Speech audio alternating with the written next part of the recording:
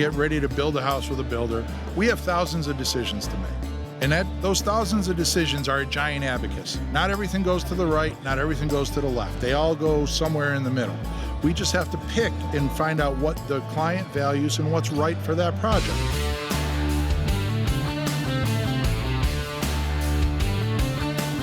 Welcome to the Fine Homebuilding Podcast, recorded live from the International Builders Show in sunny Las Vegas. I'm Senior Editor Patrick McCombe. I'm joined by Digital Brand Manager Rob Wotzak. Hey. Architect Steve Baczek. Good morning, everybody. And producer Jeff Rose. Hey. It wasn't the worst time to be leaving New England, wouldn't you say? I think it was 18 degrees when my flight left. Yeah, 18 degrees, and we had 6 inches of snow on the ground in Boston when I was leaving, so. Yeah, it's supposed to be 64 here every day, I think. And my guess is it'll be sunny. Yeah. It's a good guess. Although last year it did snow. A little bit. I have it on my phone and show people who tell me it never snows in Las Vegas. I pull it up and show the flakes coming down than when we left the Hard Rock Cafe from our Key Craft Alive party last year. Yep. Did you go to that? Yeah, I went to that last year. It was a great time. I'm totally looking forward to it this year. I heard it's even bigger and better, right? I think so. We're going to do that on Wednesday, tomorrow. And this podcast will air Wednesday. Yes. Day after we record it. Awesome. So, Steve, how many times have you been to this show in the past?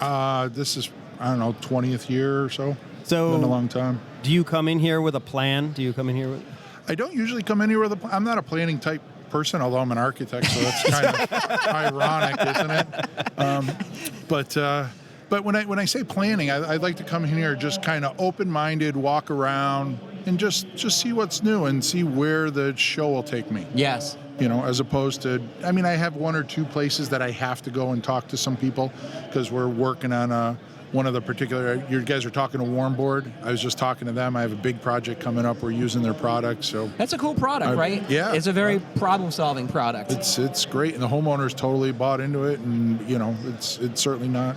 What I like about that product is the heating plant. It's all matched to the system. They do all that. They do all the work. Legwork. They gave us layout and everything, and we just need to, could control some of the finer points of the installation and stuff. But I'm looking forward to it. It's my first time going to use the product. So it seems good. So they have two products. One has a foam insulation layer underneath the underlayment and yes. tube. And are you using that one? No, we're not, because ours is on a fully insulated conditioned basement, okay. So we don't need that. Dig it. If we lose a little heat south, it doesn't matter. It's just heat in the basement. Sure. So not a problem. But yeah, it's I just kind of come in here and free form it. Mm-hmm. Walk around, see some old friends. For me, you get up. Coming to 20 of these shows, you establish a lot of friends and stuff. So it's more about letting everybody know that, Steve Baczek's still alive, still doing well, and want to hook up, and, maybe our paths will cross in the upcoming year. I've already noticed a couple things I want to check out. I learned about a new roofing shingle from GAF without a wind speed limitation. They'll warranty it no matter what the wind speed. Most every other shingle has a wind speed warranty, but these guys, it's unlimited, which I found to be pretty remarkable. Yeah, I think all products in the future, the thing that I'm most excited about the building future is that we've learned to accumulate data and then use that data in turn to better ourselves, right? So in terms of the shingle, it's that, years ago we built shingles, but nobody probably really knew how a shingle would perform in a Category 4 hurricane or whatever, right? 100-mile-an-hour wind. But now we have that data. We have that understanding, so we can really tune materials to doing things that we need them to do, so that companies can come out and say, we're not even going to put a wind limitation on this anymore. It's stupid. We can design a product that solves the problem. They were telling me about wind tunnel testing that they were doing, where they put up 150-mile-an-hour wind blew on this roof for 2 hours. And, there's no wind event that behaves that way, but they were able to make this roof survive in those incredibly challenging conditions. Yeah, if you take it beyond the most extreme, then that's going to work even better in your favor, right? Because you're probably never going to see anything that bad. Exactly. So, and if the confidence to the homeowner and the builder seems like a huge jump ahead, right? It's I'm not going to have to worry about this. Yeah, anytime you can go to a homeowner and say, I mean, nothing's probably maintenance free or worry free. You know, we're all kind of in tune with that promise. But as close as we can get to worry-free is a good thing. I mean, nobody wants it. The roofers don't want it. The GC doesn't want it. The homeowner doesn't want it. The architect doesn't want it. The insurance company sure doesn't want it. Insurance company doesn't want it. And GAF doesn't want it. That's right. Right? Nobody wants it. Right. So figure it out, guys. Yeah, I agree.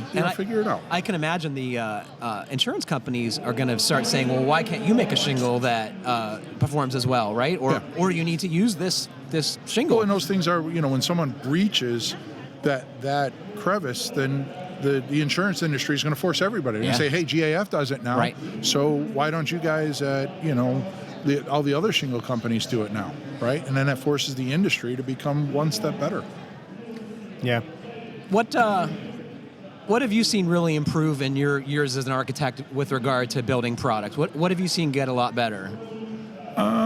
I mean, the synthetic siding's an alternative to wood siding, right? You have Boral out there now. James Hardy's been out there for a while. Vinyl's always been out there. But, people bash vinyl, but it's... For low-budget projects. Probably one of the best building science design materials out there, Agreed. right? It has high durability. It has, self-furred grain screen. And it's inexpensive. It's expensive, so... When people bash that, I always remind them that bash vinyl siding, I always remind them that there would be no affordable housing built if there wasn't vinyl siding. It just it wouldn't exist. Right. And plus, I mean, most people don't want to have to deal with painting their house or whatever other maintenance comes with a lot of other types of siding. And, at one time, vinyl siding was only available in something that looked cheap. Yes. Now you've got high-end materials that look just as good, maybe almost the same as some of the products that they're trying to mimic. Do you get any vinyl on Cape Cod? I mean, not really. Yeah. I mean, the Cape would probably shy away from using it. Because it's old New England, right? Yeah, I mean, it's old New England, and people just you're... Yeah, if clapboards or wooden shakes, then you won't be designing there. Are you seeing more of this other synthetic wood siding products? I've been using a lot of the Boral product. Yes. The profiles and stuff, just clients seem to like it. You're doing things that are kind of have a little modern edge to it, so they have a nice beveled siding, and then you have companies like Duration Millwork. I don't know if you're familiar with those guys. So what they are is they're kind of a millwork shop for Boral. So they'll buy raw Boral in 1x8s or whatever, and they'll cut whatever you want. So you could have a shingle molding, a brick mold, a historic sill. They'll make whatever. That's pretty cool. Brackets for a Victorian porch. If you can draw it, Keith and his team out there can make it. I bet it's not inexpensive. It's not inexpensive, but you know what? You guys have heard me say this. Good things cost money. Sure. Right? You want to put brackets all around the house? Get out the checkbook. Yeah. Because you're not doing that look, for $50. Right. It's not going to happen. From any material, right? For any material, if you want it to last. But getting back to your other question, this thought when you were saying, what is anything really come around? The thing that I'm impressed with the building industry and the material section is that we're starting to associate building science terms with materials, right? So that things aren't just, that's plywood sheathing or OSB sheathing. That's our air barrier, or that's our water management layer. That's our vapor retarder. And so, the more and more these terms get out there, the younger builders that come online, everything starts to equalize with the older builders and architects and, people at Building Science Corporation and such that have been touting this for years and years, that it's really becoming mainstream, which is awesome. And what we need. And we do need it. And that comes to that whole, we're all getting a better understanding of things, but we really need to understand what the hell we're doing when we're building a building. Do you have, do your clients know to care about building envelope? Or do they just want pretty houses with nice appliances? So typically my clients know what to care about because I tell them what to care about. Right, and a lot of builders, when I get out and do some educational talks and stuff, and we talk about triple glazed windows and this and that, and they say, oh well, my clients they're really not in tune with that. It's like, it's your job as the industry professional to make them in tune with that. I have a lot of clients that didn't know what a triple glazed window is, and guess what? we're loaded up the house with triple glazed windows because they understood the value, and you explain the value to them, and they buy it. Right? But it takes some educating, right? They're not going to come to you and say, or few people would come to you and say, I want triple glazed windows in my house, I'm assuming.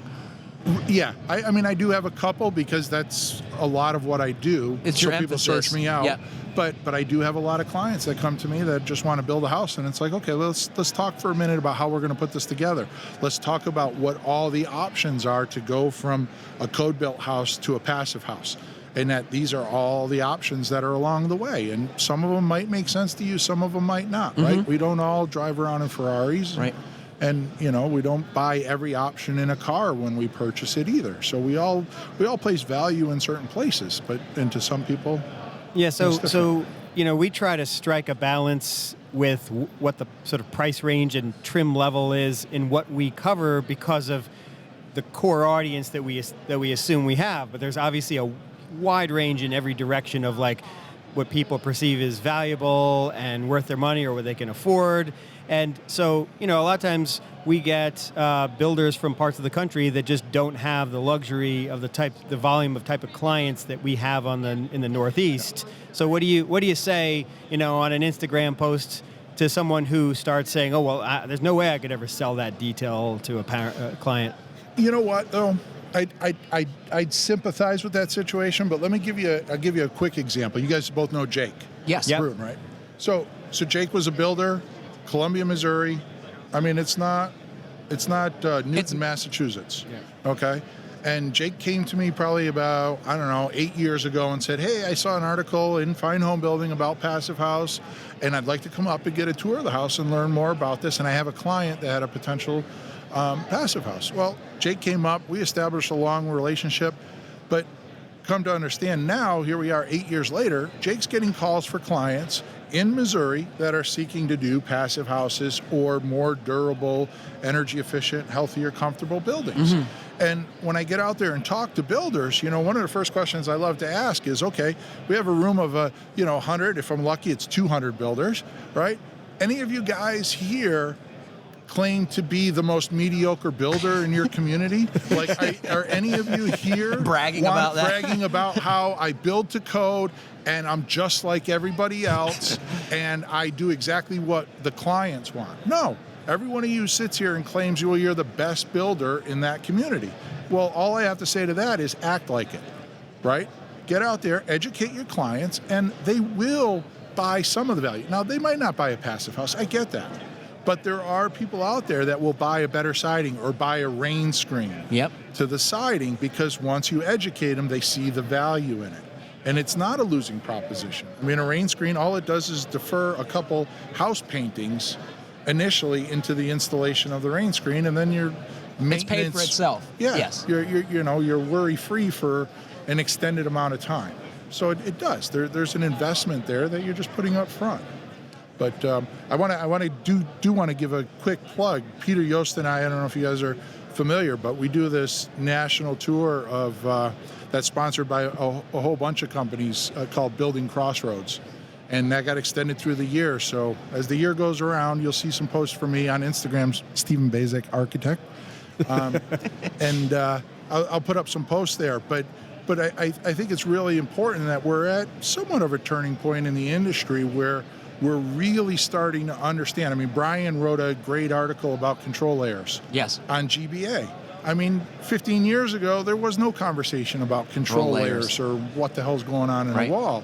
And here we are now dedicating podcasts and all this stuff to terms like, water management, drainage plane, and all of these things. And for the youngsters out there listening, I mean, this stuff isn't new. I kind of laugh because people sit there and they'll put up a post about, oh, I'm doing this. It's like, okay, that's great. I did that building science in 95. Right. I drew that detail.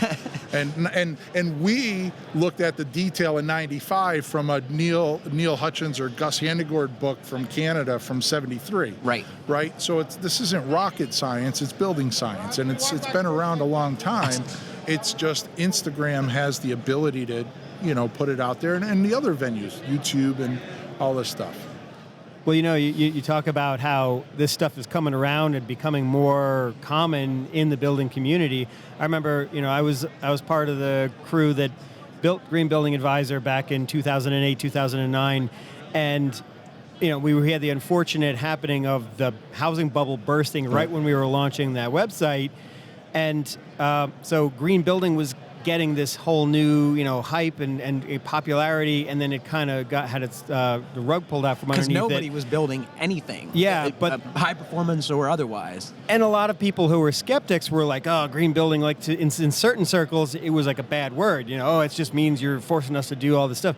But the one thing that we kept saying, a lot of people kept saying in that community was, we're hoping for the day when green building is just good building. It's not labeled as a separate type of building a house. And that's been kind of my mindset for the last, say, 2 or 3 years more. And I'm really going to push that in the future, that it's like, hey guys, let's get off of this high performance home, this green building, right? Every time I design a house or get ready to build a house with a builder, we have thousands of decisions to make. And those thousands of decisions are a giant abacus. Not everything goes to the right, not everything goes to the left. They all go somewhere in the middle.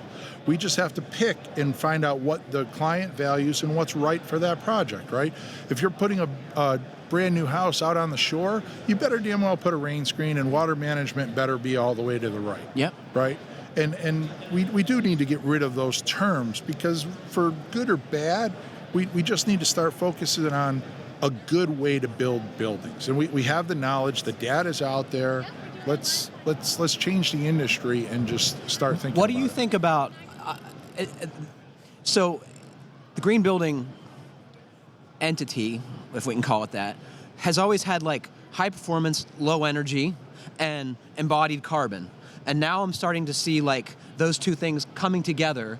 Are you hearing clients or builders who are trying to reduce the amount of foams and concrete and stuff in their houses in order to deal with our climate change problem? Yeah, I mean, I don't know if you're familiar. I've done 3 or 4 houses now with a concrete-less slab on grade system, right? Where we just go from dirt right up to, using Advantech and insulation for the floor. But I think it's like any system that, we're going to get not bored, but you can only push so many concepts so far, and then we have to start thinking of the new concept, right? So the new concept is this whole embodied energy, and how does that relate to what we do? But, for me, I certainly care about it, but understand the minute we choose to build something, we choose to make a bad decision, right?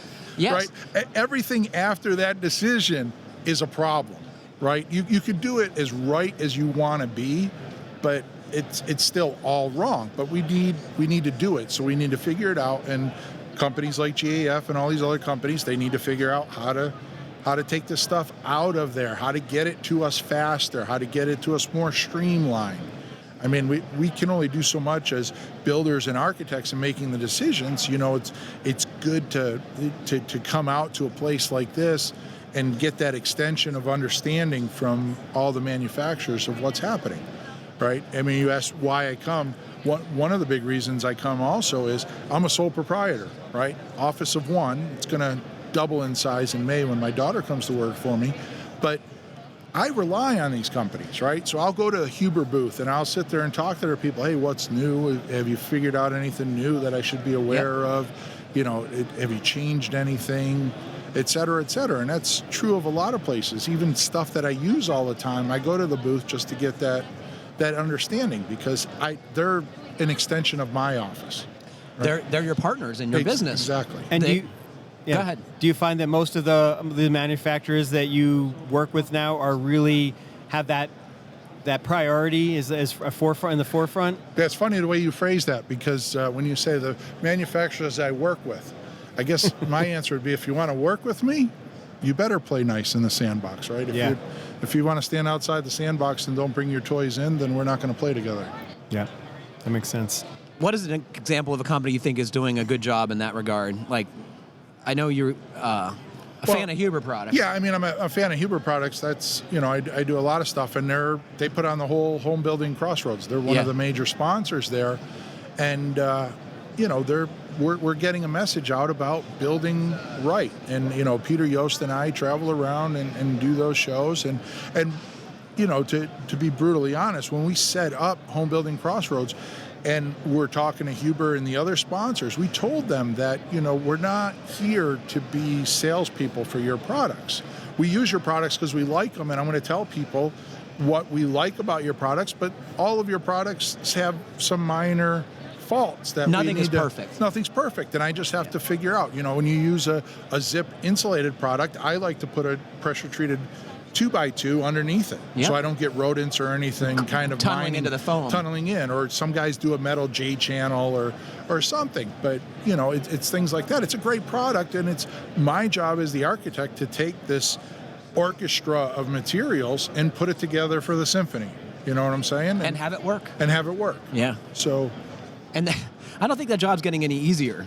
It isn't getting any easier, and it's with good information like the Home Building Crossroads series, or Steve Baczek Architect on Instagram, or Fine Homebuilding, or Fine Homebuilding. With good information comes the penalty of bad information.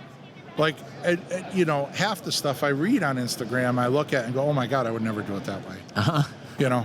Please don't tell people that's the way you should be doing that detail. Do you weigh in on stuff like that? Sometimes I do, but sometimes especially if it's somebody I know and they post something, then I'll just direct message them and say, hey, I would, and I don't tell them it's a dumb idea. The close friends, like if it was Jake put up something, I would, Jake, that's an idiot move. Don't do that. Right. And he would appreciate that. Well, I hope you do the same for me. Yeah. But if somebody puts something up, I'll direct message them and say, listen, I've seen that detail before. I've seen it fail. Yeah. Like, I'll give you an example. A gentleman posted something the other day. He was doing steel studs in a basement. And I direct messaged him and said, I don't think that's that great of an idea. And this is why. Years ago, we did a bunch of building investigations of basements where if you don't know that the slab is insulated, then the slab gets coupled to the ground 55-ish degrees. Well, even though you're pumping heat in there, the coldest part of the wall is the metal shoe that's sitting on the slab. Yep. And then you put a baseboard in front of it, in front of the drywall.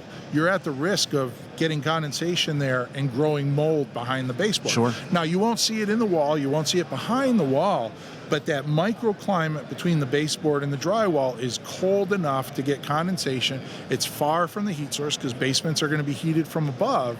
And it all made sense to him. And he said, what do I do? And I said, for me, I would thermally break that metal track at the bottom. Put a 1/2 inch, 3/4 inch piece of rigid foam under there and just shorten the wall 3/4 of an inch. And it's such an easy solution, right? Exactly.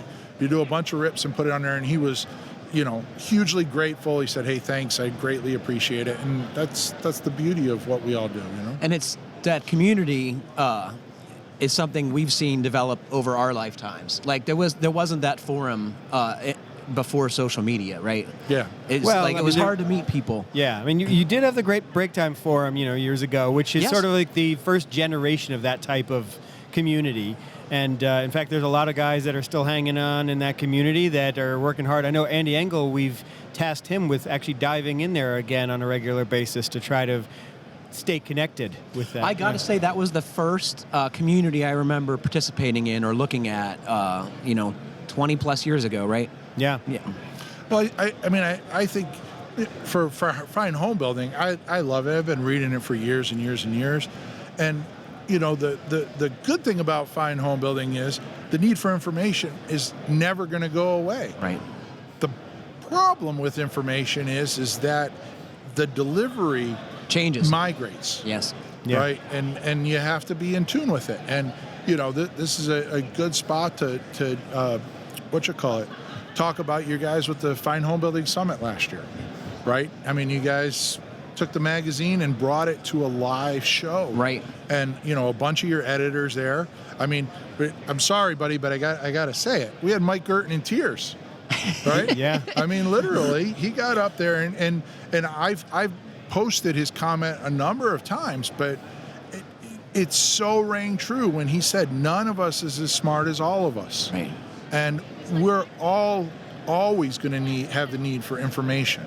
It's just a question of how do we get it and is it good? Yes. Right? And that's what, unfortunately, you guys have to figure out, but I think part of it you are. And I heard a rumor that first week of October, we might be returning to the New England area for another repeat of the Fine Homebuilding Summit.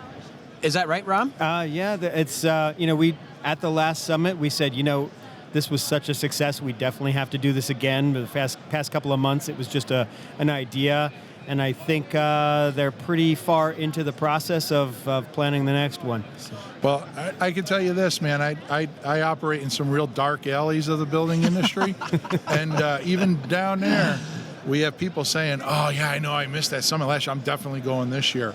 And the people that were there this year are asking, are they having it again? I really want to go up there. And what I found was probably the most interesting aspect of it was, because of its location, Southbridge there, that it wasn't like Vegas, right? You come to this show and at night, 4 o'clock, everybody goes and flies and does their own thing. Well, there, we couldn't. We were kind of cradled by the conference, which was great because I went down to the bar and guess what I saw? All 250 people that were at the conference. Yeah. And I could talk to every one of them. And it was so impossibly fun, right? It was so cool. It was really cool because you didn't have to go and search. Everybody that was there. So it was, when I say a day-long conference, it was truly, 7 to 9 p.m., you had access to everybody, which was just awesome because you can go in there and you have people like Jake that talks about air sealing or Ben Boogie doing their talk, but then you can hook up with them in a bar and say, hey, I got a couple questions. I didn't really want to ask them in the crowd, but you have that opportunity to mingle with those people and have those questions. I had a bunch of people come up and say, hey, can I just ask you a couple questions? Sure. That's what it's all about. That's why we're here. It was an amazing lineup, too. I hope we can duplicate that because I've never seen so many smart people in the building industry in one place. There was nothing like it. Well, I had a blast, and I already got it on my calendar, so if anything, it'll be us three. We can do a podcast. We'll make sure Jeff is there. Jeff's who? So the first 4 attendees are accounted for. It's going to be awesome. Definitely. Yeah. So, let me just say one thing about that. It's like we've been moving from this local analog way of sharing information to this digital global way of sharing information, but there's something lost in that transition that I think something like this summit event is trying to answer. It's like having that personal connection again and getting your information directly from the source. Yeah, and I think, exactly. So what I think things like the summit does is it brings us all together, and then my phone gets flooded with, DMs or emails from people that say, hey, Steve, I met you. I mean, I could show you, I'd probably have a couple hundred of, hey, I saw you at the summit. I'm building my own house. I have a question of this, or I'm doing this project in Jersey and I have this. And I was like, yeah, I think I remember meeting you, but hey, whatever. Right. I mean, I met a lot of people. I can't be held accountable for everybody, but I try my hardest. But yeah, I think it's, at some point we got to kind of come out of, out of the thick of it that we're doing the work and get together, meet, talk about it, have, little conversations at breakfast or whatever, and then poof, go and do our thing again. Yep.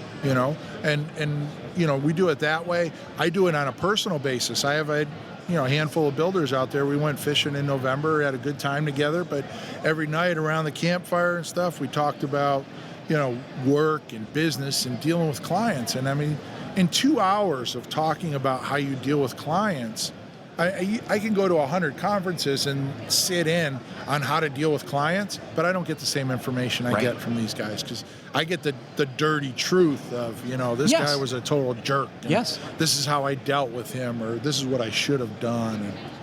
But going into that bar at the night of the summit or breakfast the next day, you can also have those conversations. So I think it's huge bringing that community together. And more fun than I ever thought I could have at a conference, I got to say. So, Patrick, I heard a rumor that one of those BS and beer groups is moving into our area. That's another thing we should mention. Was it Mike Maines, Dan Colbert, a bunch of those guys up in Maine started that, right? They meet up in Libertyville. I haven't gotten a chance. I have it on my calendar. So who's going to do the local one, Rob? It was a rumor I heard. We'd have to dig in and figure it out. But they've been popping up all over the country. People are inspired by these local groups. Why not? They want to find like-minded people that they can meet face-to-face and really, like you said, talk about the nitty-gritty details. I've heard you say it before, they're not your competitors. If you work together, you can elevate the business, and everybody benefits. Well, then everybody, then even if you are that mediocre builder that I talked about, if everybody moves up, then that forces you to move up, right? And the client, like, if you two are builders and you're educating clients in my area, that means that when I get to work with somebody in that community, hopefully they're going to be a little more educated than they were. Yeah, and they're going to say, this guy, no way. Yeah, there you go. There you go. But yeah, it's just what a great time. If you're out there listening and you get the opportunity to join us at the Fine Homebuilding Summit, I totally encourage it. And for those of you that sit back and say, well, I really don't have the time, I can't make time, you're exactly the person that should. Agreed. Well, it's been a pleasure having you on. Always a pleasure joining you guys, man. What's next on your agenda for the show? What's next on I'm just going to kind of walk around and take it all in. I have a little bit of business. I can't tell you exactly what we're doing, and it's not that I'm trying to hide it from you, but I got a really big year coming up. We got a bunch of things happening that we'll announce here in the upcoming months on the educational side and all of this. But I gotta leave some leeway in case we want to modify it or move it in a different direction. Well, I'll tell you slightly, what. Once you're ready, let us know, and we'll mention it on the podcast. I'd have you on even. I would love that. Cool. I would love that. But there's a lot of great things happening from everybody else too. Agreed. Just stay in tune and just be careful of what you read and just flush it out. So those of you who are listening, this is the first of 6 podcasts we're recording live at the Builder Show. So please tune in for the additional installments, and happy building.